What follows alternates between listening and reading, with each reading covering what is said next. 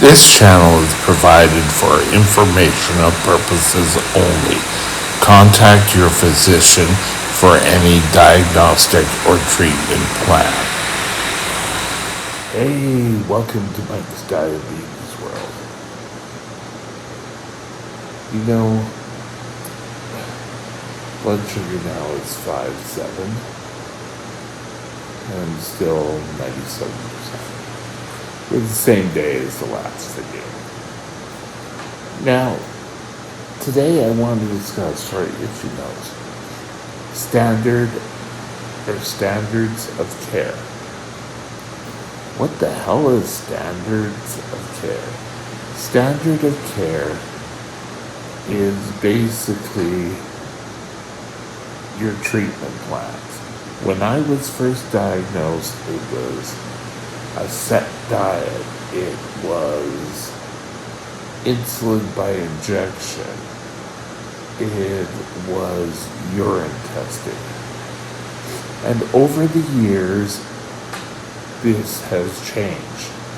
The first major change was introducing the glucometer, and that changed everything. People started to know what their blood sugar was. How could they get around and not taking care of themselves? And the next big thing that kind of followed along that line was the hemoglobin A1C, which kind of shot down. It could indicate how well control was being achieved, and an awful lot of people took that to mean a report card. Well, come on.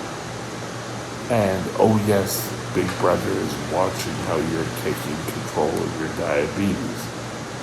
What it is doing is telling how the treatment plan is working. If you're constantly running high blood sugars, then it's not doing anything. Hemoglobin A1C was the standard for years. Now, something that I've shown you a number of times here. Just one sec.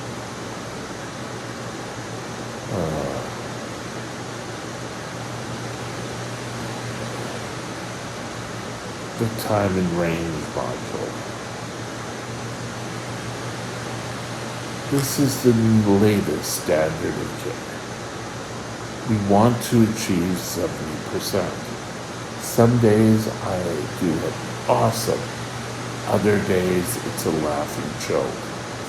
I went through times where my time and range dropped because I was fighting high blood sugars, and I'd be lying there kind of, So, this may be a standard, but it's a standard we're working towards. I've talked to you before saying that standards, there's no such thing as the perfect, but you can work towards excellence. And one of the excellence is the 100%.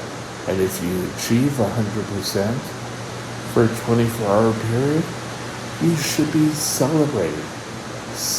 One of the other videos I watched, and it could have been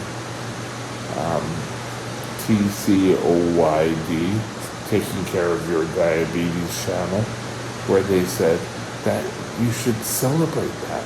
You should send it to your father, your mother, your sister, your brother, your husband's ex-wives. But 100% is a win, and you should celebrate your wins. You should celebrate when you achieve the standard set. My standards may be different than your standards, but they're all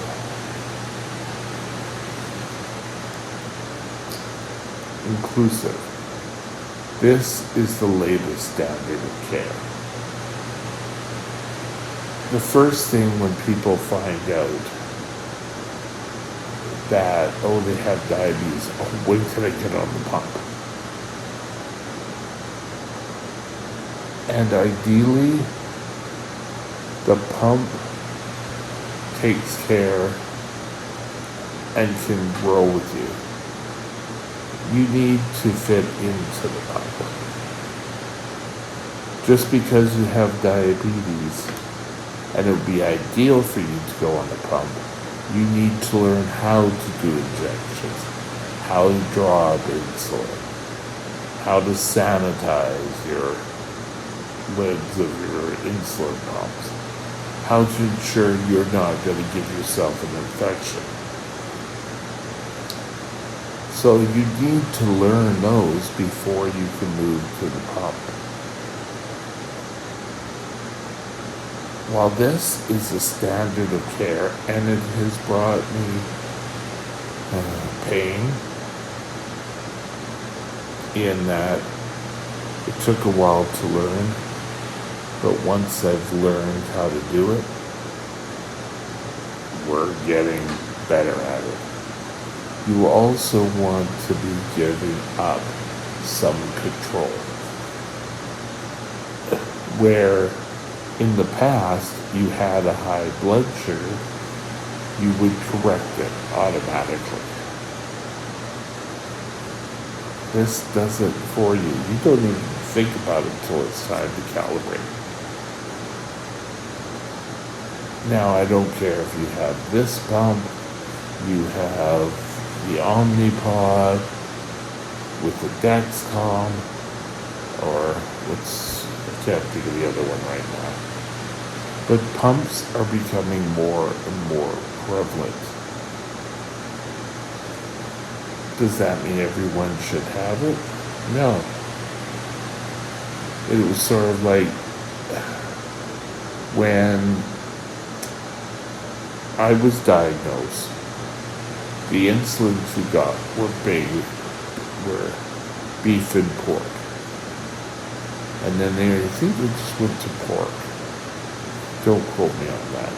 But that was just saved for people who couldn't handle human insulin, which I don't think now you really can get animal insulin. You pretty well get the human because it's genetically exactly like our own.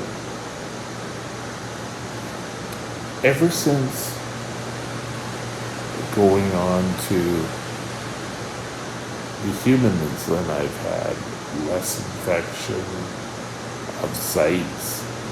My blood sugars, if they're high, come down quicker. So, things start to get better. But